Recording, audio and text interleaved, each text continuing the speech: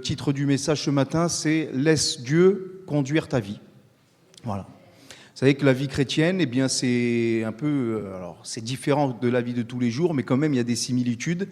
Et si je vous dis, par exemple, eh bien, une Formule 1, pour être conduit, elle a besoin d'un pilote. Si je vous disais un navire, il a besoin d'un commandant, d'un capitaine. Si je vous disais un cheval, il a besoin d'un cavalier. Un armée, d'un général.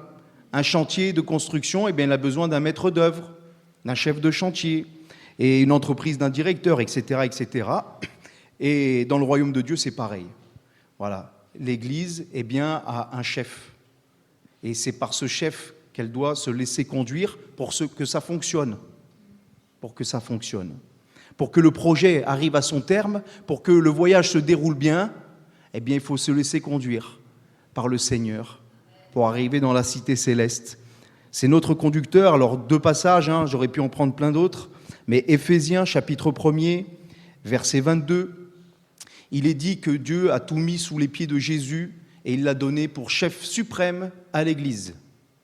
Colossiens, chapitre 1er, verset 18, il est la tête du corps de l'Église. Il est la tête. Jésus-Christ est la tête et nous sommes son corps. Et en général, c'est votre tête qui commande votre corps. Normalement. Voilà. Jésus est la tête. Mais vous savez, pour que le projet réussisse, il faut un chef, il faut un conducteur, mais il faut aussi des collaborateurs. Parce que ce qui est merveilleux avec Dieu, c'est qu'il nous rend participants à son œuvre. J'aime bien ce slogan de l'Armée du Salut qui dit « Sauver pour servir, servir pour sauver ». C'est beau, hein ? Alors, même si l'Armée du Salut s'est un peu éloignée du but premier, n'empêche que ce slogan-là, il est quand même d'actualité, je pense qu'il nous concerne tous. Sauver pour servir le Seigneur et pour servir mon frère, ma sœur, et pour que le projet de Dieu qu'il a pour ma vie, qu'il a pour l'Église, qu'il a pour les âmes, arrive à bon à terme et que ce voyage arrive à bon port, il nous faut collaborer avec lui. 1 Corinthiens chapitre 3 verset 9 nous dit « Nous sommes ouvriers avec Dieu ». Vous savez, dans le chant qu'on a pris là tout à l'heure, tous unis dans l'esprit, tous unis en Jésus, nous voulons travailler pour Jésus. Moi, je préfère changer les paroles de ce chant, des fois, et dire « travailler avec Jésus ». Parce que la Bible, elle nous dit qu'on est ouvrier avec lui. On est ouvrier avec lui, dans le champ de Dieu, dans la vigne de Dieu, le Seigneur nous appelle à être des ouvriers. Et pour que ça fonctionne, je vous le dis, il faut non seulement se laisser conduire par Dieu, et il faut coopérer. Alors on va voir à travers 2 personnages bibliques, 2 exemples bibliques, comment on peut laisser Dieu conduire notre vie et comment Dieu s'occupe de nous. Ça va ? On rentre, on y va ? Vous avez mis vos portables sur mode avion ? Oui ? Attachez vos ceintures, on va décoller. Allez, on va faire quelques lectures au travers. On va voir un premier exemple, c'est la vie de Noé. Donc on va faire quelques lectures ensemble, parce qu'on ne va pas lire tous les chapitres qui concernent la vie de Noé, ça risque d'être long, du moins ici, mais vous pouvez le lire chez vous bien sûr, mais on va prendre quelques portions. Alors on va commencer la première lecture dans Genèse chapitre 6, versets 9 à 16. Genèse chapitre 6, versets 9 à 16. Voici la postérité de Noé. Noé était un homme juste et intègre dans son temps. Noé marchait avec Dieu. Noé engendra 3 fils, Sem, Cham et Japheth. La terre était corrompue devant Dieu, la terre était pleine de violence. Dieu regarda la terre et voici, elle était corrompue, car toute chair avait corrompu sa voie sur la terre. Alors Dieu dit à Noé, « La fin de toute chair est arrêtée par devers moi, car ils ont rempli la terre de violence. Voici, je vais les détruire avec la terre. Fais-toi une arche de bois de gopher. Tu disposeras cette arche en cellules et tu l'enduras de bois en dehors et en dedans. Voici comment tu la feras. L'arche aura 300 coudées de longueur, 50 coudées de largeur et 30 coudées de hauteur. Tu feras à l'arche une fenêtre que tu réduiras à 1 coudée en haut. Tu établiras une porte sur le côté de l'arche et tu construiras un étage inférieur, un second et un troisième. » On va plus loin au verset 22 du même chapitre. C'est ce que fit Noé. Il exécuta tout ce que Dieu lui avait ordonné. Chapitre 7, verset 1er. L'Éternel dit à Noé, « Entre dans l'arche, toi et toute ta maison, car je t'ai vu juste devant moi parmi cette génération. » Plus loin, versets 13 à 17, « Ce même jour, entrèrent dans l'arche Noé, Sem, Cham et Japheth, fils de Noé, la femme de Noé et les 3 femmes de ses fils avec eux. Eux et tous les animaux selon leur espèce, tout le bétail selon son espèce, tous les reptiles qui rampent sur la terre selon leur espèce, tous les oiseaux selon leur espèce, tous les petits oiseaux, tout ce qui a des ailes. Ils entrèrent dans l'arche auprès de Noé, 2 à 2, de toute chair ayant souffle de vie. Il entra mâle et femelle de toute chair, comme Dieu l'avait ordonné à Noé. Puis l'Éternel ferma la porte sur lui. Le déluge fut 40 jours sur la terre. Les eaux crurent et soulevèrent l'arche, et elle s'éleva au-dessus de la terre. Allez, encore 2 autres lectures. Genèse chapitre 8, versets 1 à 4. Dieu se souvint de Noé, de tous les animaux et de tout le bétail qui était avec lui dans l'arche. Et Dieu fit passer un vent sur la terre, et les eaux s'apaisèrent. Les sources de l'abîme et les écluses des cieux furent fermées, et la pluie ne tomba plus du ciel. Les eaux se retirèrent de dessus la terre, s'en allant et s'éloignant, et les eaux diminuèrent au bout de 150 jours. Le 7e mois, le 17e jour du mois, l'arche s'arrêta sur les montagnes d'Ararat. Versets 15 à 16.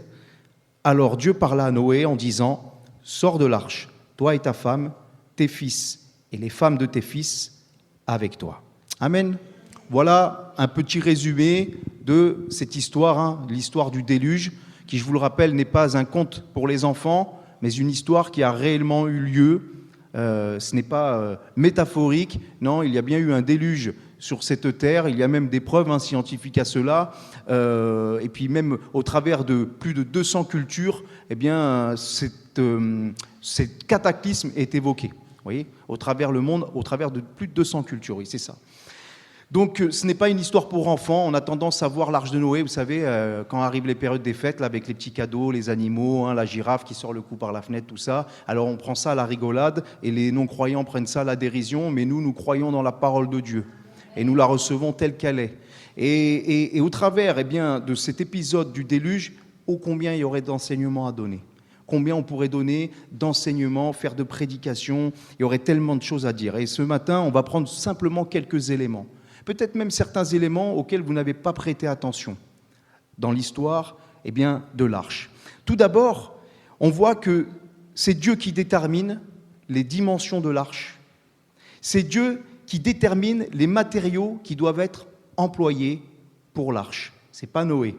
Dieu lui dit exactement les mesures et Dieu lui dit le bois qu'il faut utiliser, le bitume qu'il faut utiliser, etc., etc.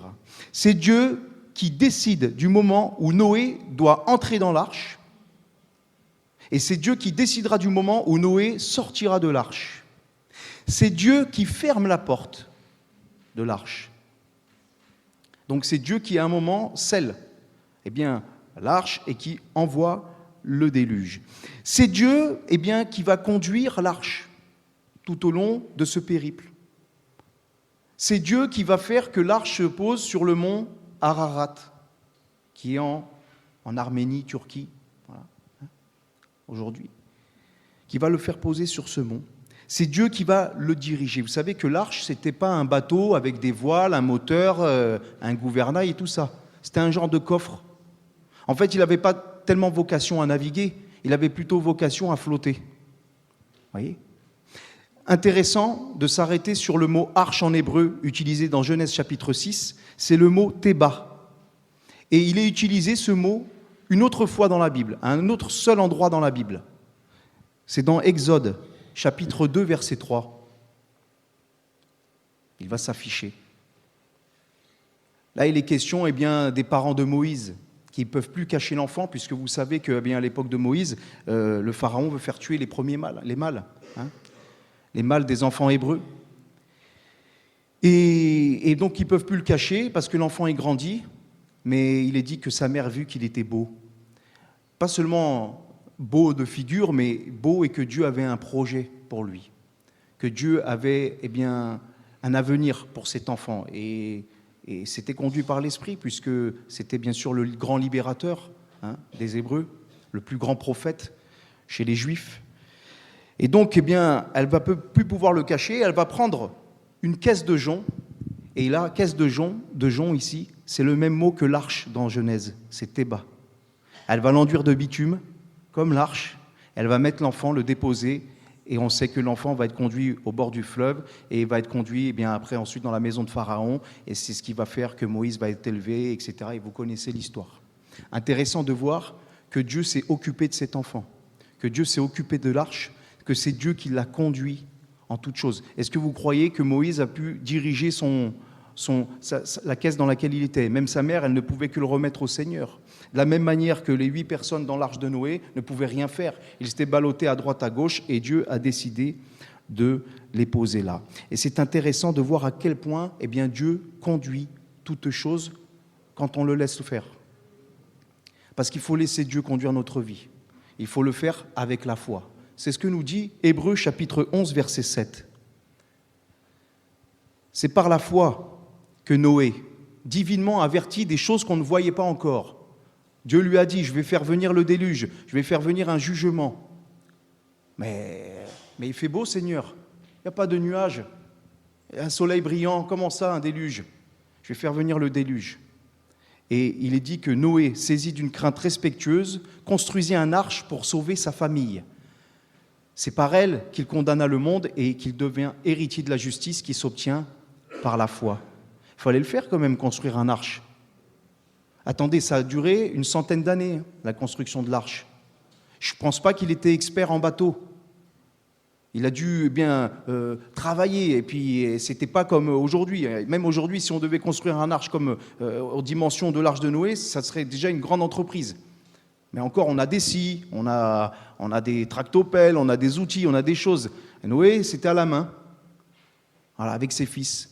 100 ans sur un projet. Il fallait être déterminé. Il fallait croire. On va dire, oui, mais Dieu lui a parlé. Oui, mais des fois, Dieu, il nous parle aussi. Sauf qu'il faut persévérer. Et ça, c'est avec la foi qu'on peut le faire. Il a construit cette arche, mais en plus de ça, une fois qu'il rentre dans l'arche, Dieu ferme la porte. Ça devait être une tempête terrible. Oui, Dieu lui a parlé. Mais je pense que quand ça devait secouer, au bout d'un moment, il devait se dire, Seigneur, t'es sûr? Nous, quand ça secoue dans notre vie, quand ça ne secoue pas, on arrive à aller voir les uns et les autres et dire, le Seigneur, il est avec toi. Le Seigneur, il te fortifie. Et la foi dans le Seigneur. C'est bien, il faut le faire. Mais quand des fois c'est nous qui sommes dans la tempête, Seigneur, qu'est-ce qui m'arrive? T'es sûr? Oui, le Seigneur, il est sûr de ce qu'il fait. Et donc, ils sont restés environ 1 an. 1 an dans l'arche, sans sortir. Il fallait rester dans l'arche aussi, pendant 1 an. Vous imaginez-vous? Avec les animaux enfermés les uns sur les autres. Bon, ça ne devait pas être évident tous les jours. Noé, il a démontré sa foi comment? En obéissant à la parole. Voilà, c'est tout simple. Comment laisser Dieu conduire notre vie? En obéissant à sa parole, à ce qu'il y a écrit dans la Bible. La parole, c'est notre boussole. La parole, c'est elle qui nous conseille, c'est elle qui nous façonne, c'est elle qui nous instruit, c'est elle qui nous reprend, c'est elle qui nous censure, c'est elle qui nous console, c'est elle qui nous édifie, c'est elle qui nous montre les bonnes décisions, c'est elle qui nous montre les choix que nous devons faire dans notre vie, les choix qui glorifient le Seigneur. C'est la parole de Dieu. C'est triste, parce que, il y a eu différents réveils au cours des années dans les églises, et puis on s'est rendu compte qu'au fur et à mesure des courants, des différents courants, on est toujours retombé dans les mêmes travers où on avait abandonné la lecture et la méditation de la parole. Et nous ne devons pas être de ceux-là, mes frères et sœurs. Peut-être ça fait longtemps que tu n'as pas ouvert ta parole. Alors c'est le moment de la réouvrir, sortir la poussière, parce que s'il y a de la poussière sur ta Bible, c'est pas bon. Ça veut dire que tu ne l'ouvres pas trop. À moins que tu aies 10 ou 20 Bibles, alors là, c'est autre chose. Mais comprenez ce que je veux dire. La parole qui nous conduit. Passer notre foi dans la parole. Vous savez, l'arche, c'est aussi un symbole de Christ. Il est notre arche. Il est l'arche dans laquelle nous sommes sauvés. La porte qui se ferme, c'est le symbole de la porte de la grâce qui est encore ouverte aujourd'hui pour toi, mon ami. Mais un jour, Dieu va déterminer de fermer cette porte. Et après, c'est impossible de rentrer. Quand est-ce qu'il le fera? Dieu le sait. Mais aujourd'hui, c'est encore un jour de grâce. c'est encore le moment de rentrer dans l'arche. C'est encore le moment de croire dans la parole de Dieu, de se tourner vers Dieu et de vivre conformément avec sa parole. Mais tu ne pourras pas y arriver si l'Esprit de Dieu n'est pas en toi. Parce que c'est l'Esprit de Dieu qui te redonne vie et qui te donne la capacité et la force de vivre les Écritures. Eh oui. Donc il faut lui demander. Il faut se repentir devant le Seigneur. Il faut lui demander qu'il nous accorde son esprit, son pardon. Seigneur, moi aussi je veux être sauvé. Moi aussi je veux rentrer dans l'arche. Moi aussi, Seigneur, je veux être sauvé de ce jugement qui va s'abattre sur un monde méchant. Parce que vous avez vu, le monde qui est décrit dans Genèse, la chapitre 6, il ressemble un peu à notre monde, non? Vous ne trouvez pas? Ils sont méchants les hommes, les femmes aussi d'ailleurs.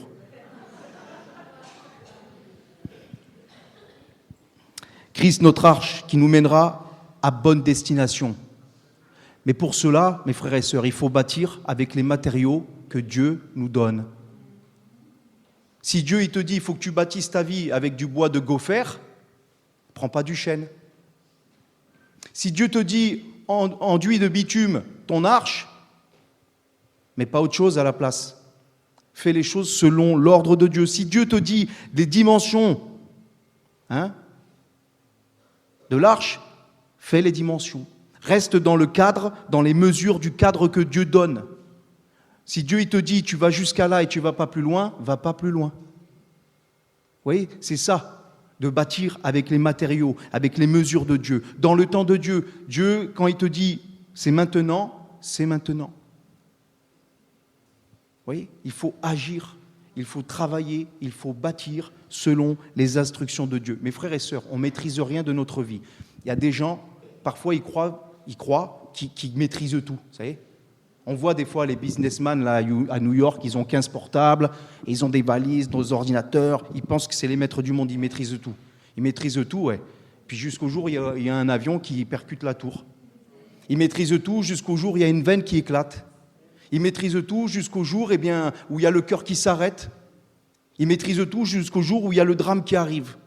Et là, on se rend compte qu'on n'est rien. Une poussière, une vapeur, une nuée qui paraît pour un peu de temps. Une fleur qui se fane. Et la vie, elle passe vite même. Les plus anciens, ils vous diraient « Oh, hier encore, j'avais 20 ans. Je caressais le temps, etc. » Eh oui, ça va vite. On ne maîtrise rien, mes frères et sœurs. Par contre, il y a une chose qu'on peut faire, c'est faire ce que Dieu nous demande dans sa parole. Ça, on peut le faire.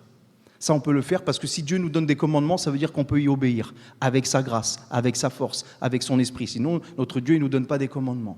Donc, ça veut dire que, nous devons, pour laisser Dieu nous conduire, nous devons déjà commencer par obéir à sa parole dans tous les aspects.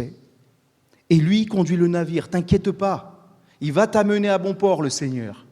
T'inquiète pas, le Seigneur, il connaît les bornes de ta demeure sur cette terre. Le Seigneur, il connaît tes combats, il connaît tes luttes, il connaît toutes choses. Mais laisse-le prendre le contrôle tout en bâtissant, selon ses instructions. Les portes qui doivent s'ouvrir, elles s'ouvriront. Les portes qui doivent se fermer, elles se fermeront.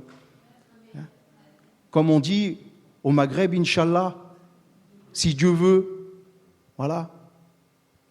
Ah oui, si Dieu veut, Dieu, il s'occupe de nous. Dieu, il contrôle le navire de ta vie. Le deuxième exemple, c'est Abraham. Abraham, alors là aussi, on va lire d'autres passages. C'est dans Genèse, chapitre 11. On va lire les versets 1 à 9. Genèse 11, versets 1 à 9.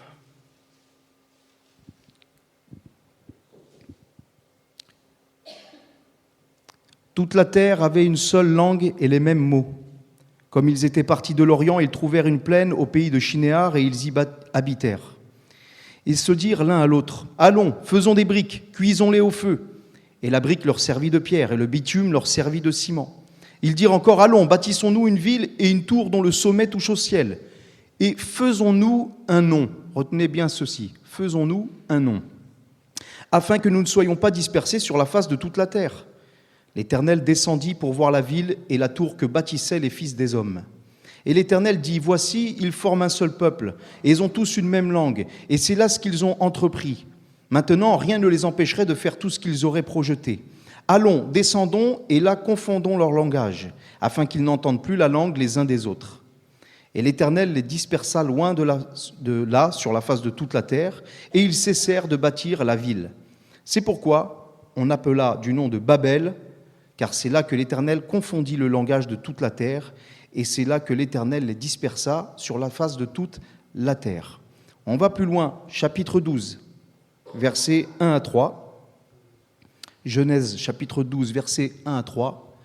L'Éternel dit à Abraham, « Va-t'en de ton pays, de ta patrie et de la maison de ton père, dans le pays que je te montrerai. Je ferai de toi une grande nation et je te bénirai. Je rendrai ton nom grand. » Il y a une différence là, vous voyez ? Je rendrai ton nom grand et tu seras une source de bénédiction. Je bénirai ceux qui te béniront et je maudirai ceux qui te maudiront et toutes les familles de la terre seront bénies en toi. Vous voyez, dans la Bible, on a des chapitres, on a des versets. Et c'est une bonne chose, ça nous aide à nous retrouver dans les Écritures, mais il faut savoir qu'à l'origine, c'est un texte complet. Donc l'histoire de Babel et l'histoire d'Abraham, c'est un ensemble qu'on doit prendre. C'est un ensemble qu'on doit prendre. Et il y a quand même quelque chose, il y a un parallélisme là, il y a quelque chose à retenir là-dedans. C'est qu'on voit que à Babel, les hommes ont commis un péché. Quel était ce péché ? Est-ce que c'était d'avoir construit une grande tour ? Bon, est-ce que vraiment c'est un péché de construire un immeuble, je ne sais pas, de 10 étages ? Est-ce que le péché de Babel, c'était de vouloir s'unir parce qu'ils étaient dispersés ? Est-ce que le péché de Babel, c'était d'avoir un même langage et de s'entraider ? C'était pas ça. Le péché de Babel, c'était qu'ils ont dit « faisons-nous un nom ». Et ça, c'est de l'orgueil. Parce que quand ils disent « faisons-nous un nom », il faut comprendre ce que ça veut dire nommer quelqu'un ou se faire nommer par quelqu'un dans la Bible. On parle là d'autorité spirituelle. Je vous donne quelques exemples. Par exemple, en qualité de mari et de femme ou d'enfant, l'homme, c'est l'autorité dans le foyer, dans la famille, et la femme, elle porte son nom. Ce sont les parents qui nomment les enfants, parce que ce sont les parents qui ont autorité sur les enfants. Donc c'est les parents qui nomment les enfants. Lorsque Dieu nomme la lumière jour et les ténèbres nuit, Dieu montre qu'il a autorité sur la création. Lorsque Dieu crée Adam et l'appelle Adam, il a autorité sur l'homme. Et ensuite, il va demander à Adam de nommer sa femme et de nommer aussi les animaux. Et donc, l'homme a l'autorité dans le foyer et il est l'autorité aussi sur le monde. Dieu lui a donné autorité et domination là-dessus. Lorsque on prie au nom de Jésus, on le fait parce qu'on prie avec l'autorité que Jésus nous donne, sous son autorité. Lorsque, par exemple, dans le livre des Actes, on voit que les apôtres vont nommer des anciens dans chaque église, ils ont l'autorité pour nommer des anciens qui eux-mêmes seront des autorités pour nommer dans les églises. Voyez ? C'est ça, faire un nom ou nommer quelqu'un. Alors quand Babel se dit « faisons-nous un nom », c'est-à-dire soyons notre propre maître, soyons notre propre Dieu. On n'a pas besoin de Dieu, nous. Nous, on n'a pas besoin de Dieu. On veut se défaire de l'autorité divine. On veut rejeter la souveraineté de Dieu sur notre vie. On va être un peuple sans Dieu. Et ça ressemble vraiment à notre société d'aujourd'hui. Je vous rappelle quand même que le Parlement européen n'est ni plus ni moins qu'une représentation de la tour de Babel inachevée. Vous le saviez, ça ? Ah oui, c'est le hasard. C'est fou, ça, le hasard. C'est incroyable. C'est marrant, ils ont fait la tour de Babel inachevée. Oui, c'est marrant, sauf que ce n'est pas le hasard. Vous voyez ? Ça, c'est l'esprit de l'Antichrist. C'est l'esprit de ce monde. On n'a pas besoin de Dieu.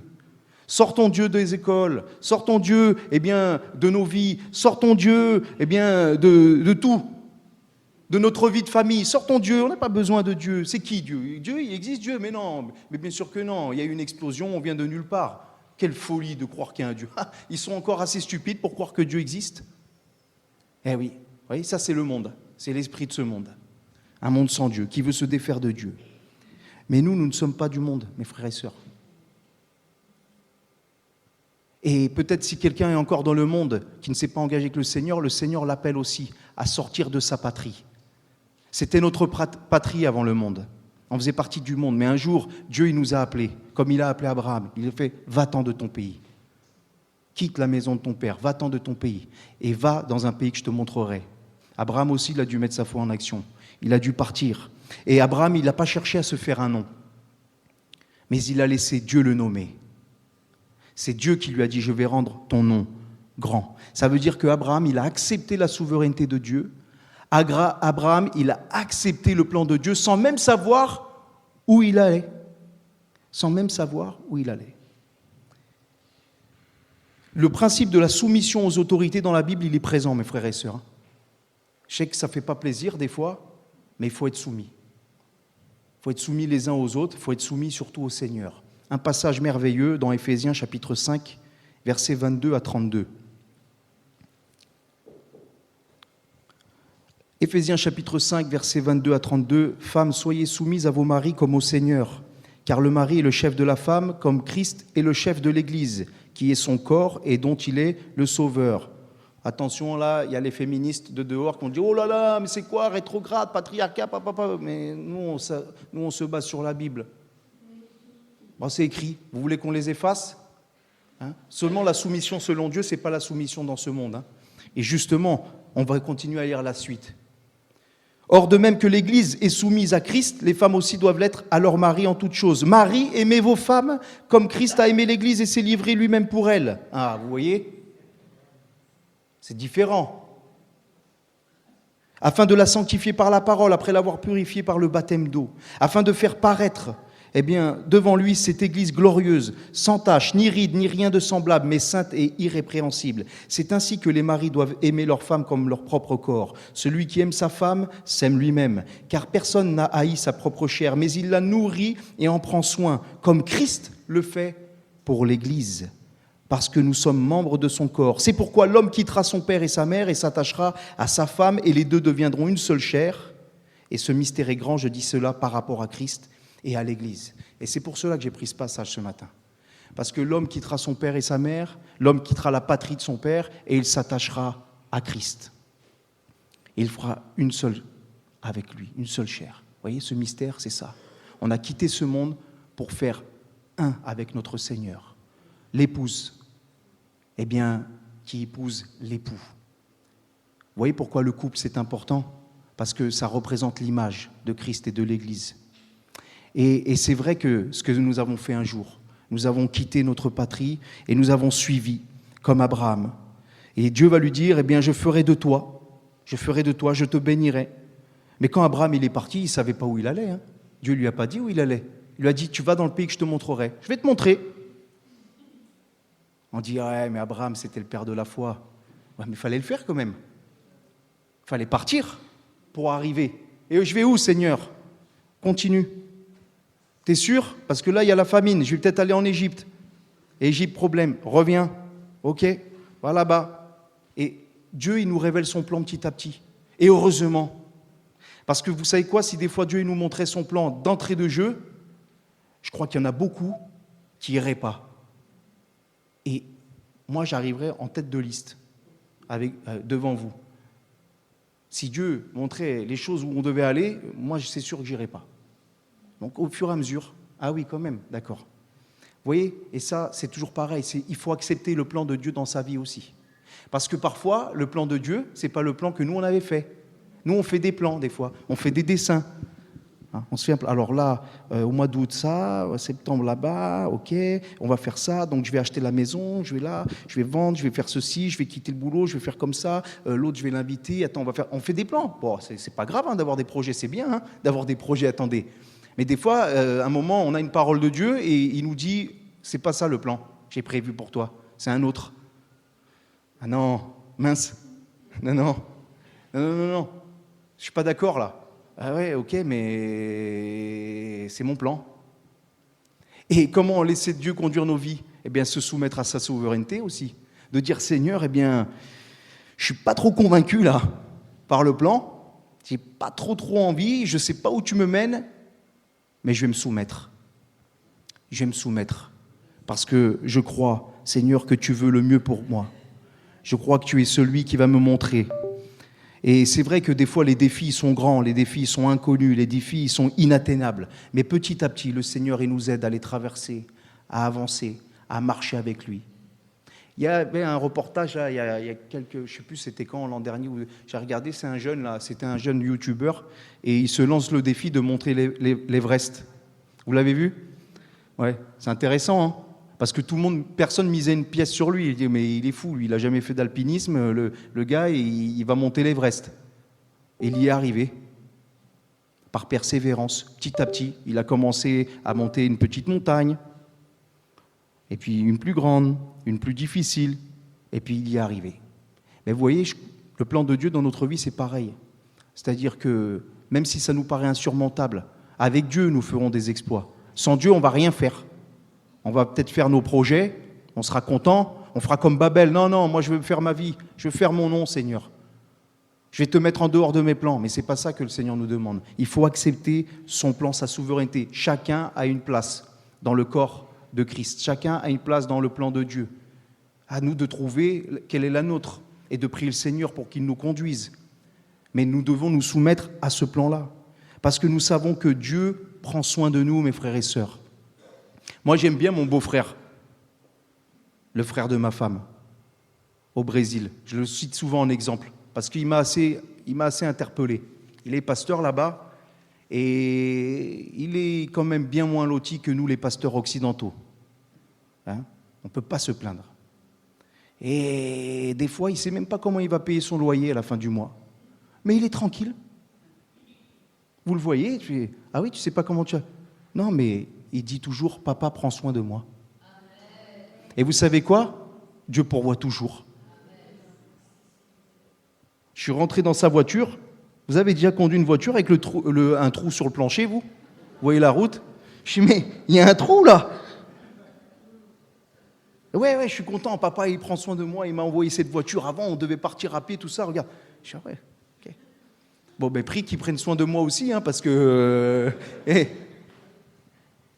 Mais vous voyez, c'est une mentalité de foi, ça. Dieu, il s'occupe de nous. Et pourtant, il a dû déménager d'une ville à l'autre, à je ne sais pas combien de centaines de kilomètres. Et lui, il avait des projets. Et ces projets, ça ne se fait pas. Il voulait aller en Angola, et au final, il va dans un autre truc encore à l'opposé, au Brésil. Mais on accepte la souveraineté de Dieu, on se conforme à son plan. Parce que c'est là que ça va porter du fruit. C'est dans le plan de Dieu. 1 Pierre chapitre 5, versets 6 à 7. Humiliez-vous donc sous la puissante main de Dieu. Humiliez-vous, soumettez-vous sous la puissante main de Dieu, sous sa parole, afin qu'il vous élève au temps convenable. Et déchargez-vous sur lui de tous vos soucis, car lui-même prend soin de vous. C'est Dieu lui-même qui prend soin de toi. Voilà. Donc quand on est conscient de cela, eh bien, ça fortifie nos cœurs. Mais vous avez vu, il faut accepter son plan. C'est sûr que si tu ne pars pas du pays que Dieu te demande et que tu restes, et encore le Seigneur, il a un regard sur toi, il est compatissant, il est patient, mais tu t'exposes à des dangers. Regardez Abraham, à un moment, il a failli un peu dans la foi, il est parti en Égypte, chercher du secours, et ça s'est mal passé pour lui. Vous vous souvenez, hein, l'histoire? Heureusement qu'il crie à Dieu et que Dieu le sauve et le délivre. Mais voilà ce que c'est d'être en dehors du plan de Dieu. Même quand on croit s'en tirer, quand on croit que la solution elle est meilleure, ça ne marche pas. Je ne sais pas combien de fois, ma femme elle pourrait vous le dire, dans ma tête j'ai dit, mais je ne vais pas rentrer dans le ministère. Je ne vais pas aller dans le ministère parce que Dieu, j'ai ce projet-là, j'ai un projet de fou, Seigneur. J'ai un projet, là, je vais faire ceci, mon travail, là je gagne bien, je vais investir là-dedans, je vais faire ça, c'était mon projet, ça. Hein? Et des fois j'ai eu la folie de croire, de dire, ben, après tout, je vais le faire, Dieu me bénira. Ça aurait été une erreur. Et je ne sais pas ce qu'il aurait pu arriver. J'aurais peut-être cru que j'aurais réussi, j'aurais rien réussi du tout. Ou au pire des cas, même si j'aurais réussi dans la vie, est-ce que je réussirais ma vie? Parce que c'est une chose de réussir dans la vie, c'en est une autre de réussir sa vie. Et ta vie, elle peut être réussie que dans le Seigneur et dans ses plans, sinon elle ne peut pas être réussie. Donc la question est vite répandue, comme disait quelqu'un de connu. Vous ne connaissez pas? Vous n'avez pas Internet à Carcassonne? Gloire à Dieu. Se soumettre à la volonté du Seigneur. Parce que le Seigneur, eh bien, même si tu ne saisis pas son plan, même si tu ne saisis pas sa direction, il va faire que ton nom soit grand. Ah bon?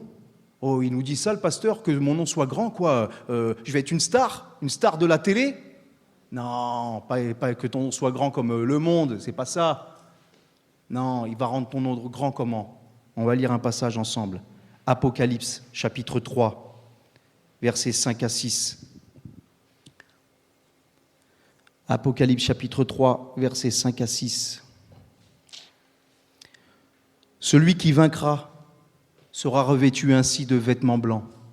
Je n'effacerai point son nom du livre de vie, et je confesserai son nom devant mon Père et devant ses anges. Voilà comment le Seigneur va rendre ton nom grand. Il va confesser ton nom devant son Père et devant ses anges. Celui qui vaincra, c'est celui qui se tournera vers Jésus. C'est celui qui se soumettra à la royauté de Jésus. C'est lui qui vaincra. Et il aura des vêtements blancs, c'est-à-dire il sera purifié, lavé, délivré, même s'il a fait les pires péchés. Parce qu'on peut subir les conséquences de nos péchés, mais en se tournant vers Dieu, Dieu peut nous pardonner tout péché. Dieu peut nous délivrer de tout péché. Et ce qui compte, eh bien, c'est l'arrivée. Il y a une expression dans le monde qui dit c'est à la fin du bal qu'on paye les musiciens. Moi, j'aime bien cette expression. C'est pas dans la Bible, cherchez pas. C'est à la fin du bal qu'on paye les musiciens. C'est-à-dire, c'est jusqu'au bout. Et quand on arriverait, qu'on sera présenté devant le Seigneur, que ça sera beau. Qu'il ouvre le livre et il y a ton nom dedans. Vous savez que c'est merveilleux quand on lit dans l'Apocalypse et qu'on voit tout l'ensemble des rachetés qui adorent Dieu. C'est dans l'avenir, ça. Vous savez quoi, on va y être. On y sera, l'ensemble des rachetés. Là-dedans. Même si peut-être notre vie, là, pour l'instant, elle peut être chaotique, même si on s'est trompé de choix, mais si on se tourne vers lui, qu'on accepte sa souveraineté, même si le plan de Dieu, ce n'est pas celui qu'on avait forcément voulu pour notre vie, on sait que la destination, elle est merveilleuse. Mais ça, il faut accepter. Il faut se soumettre. Vous voyez pourquoi le principe de soumission, il est important dans la Bible? Parce que si on n'est pas capable à se soumettre les uns aux autres, par exemple, qui nous voyons, la Bible nous dit « soumettez-vous les uns aux autres ». Si on n'est pas capable de ça, comment on va pouvoir se soumettre à Dieu qu'on ne voit pas? Eh oui, le Seigneur, il nous demande de nous placer sous son autorité, de le laisser nous prendre soin de nous, d'accepter le chemin par lequel il nous fait passer, même si celui-ci n'est pas forcément le chemin prévu. Mais on sait que nous arriverons à bon port. Mais pour arriver, mes frères et sœurs, il faut d'abord partir. Il faut quitter ce monde. Il faut quitter ses plans. Il faut quitter son orgueil, il faut quitter sa rébellion, il faut quitter ses raisonnements, ses faux raisonnements. Et il faut accepter ceux de Dieu. Il faut accepter la souveraineté de Dieu.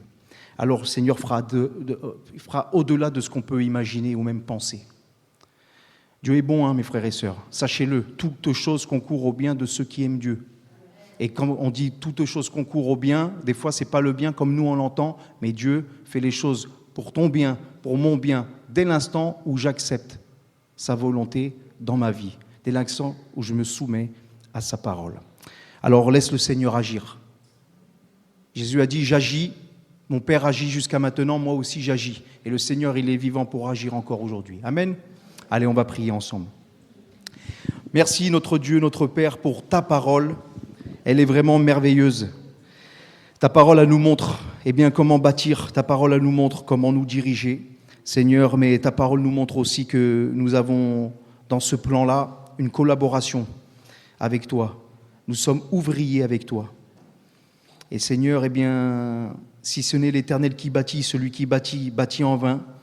Donc nous ne voulons pas bâtir en dehors de tes projets, mais nous voulons être dans tes projets pour notre famille, dans tes projets pour notre assemblée, dans tes projets dans notre travail, dans notre vie de tous les jours, dans tes projets, Seigneur, en toutes choses.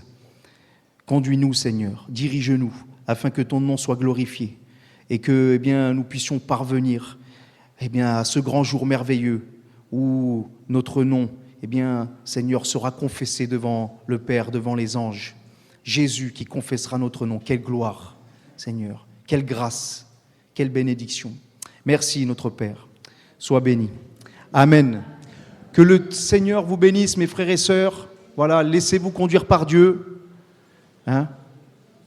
Et puis, vous pouvez toujours continuer à utiliser un GPS. Hein? C'est pas ça. Mais voilà, confions-nous en Dieu. Suivons le Seigneur. Amen. Bon retour à tous.